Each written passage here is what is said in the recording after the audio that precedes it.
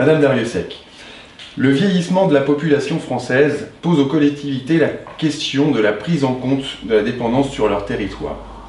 Comment pensez-vous concilier prise en charge et bien-être de nos aînés dans le sens du bien vivre ensemble?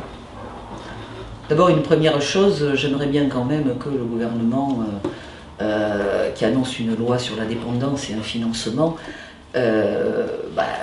nous propose quelque chose. Parce qu'à l'heure actuelle, effectivement, nous sommes un peu seuls avec les conseils généraux devant toutes ces questions.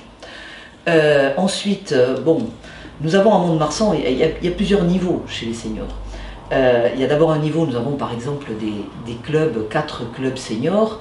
Mais ce sont des personnes qui se rencontrent tous les jours, qui peuvent déjeuner ensemble, qui ont des activités développées autour d'animations particulières. Bon, ça c'est pour les personnes en forme.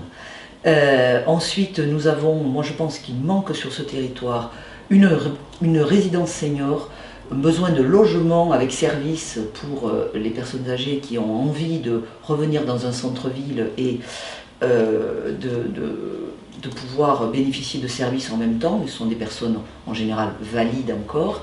Ça doit être une opération privée.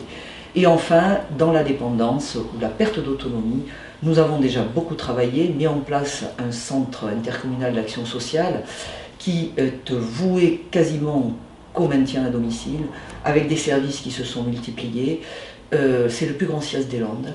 Une activité qui augmente de 8 à 9% par an, dont nous allons poursuivre le développement bien sûr de ces services.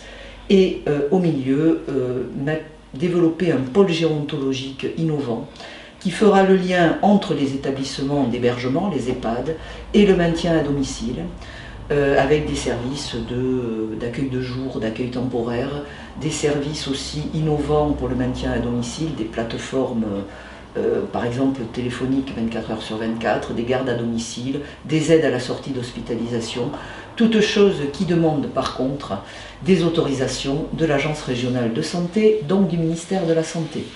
Mais ce pôle innovant se fera au niveau du foyer Isidore et sera la vraie plateforme de prise en charge de la perte d'autonomie sur notre territoire.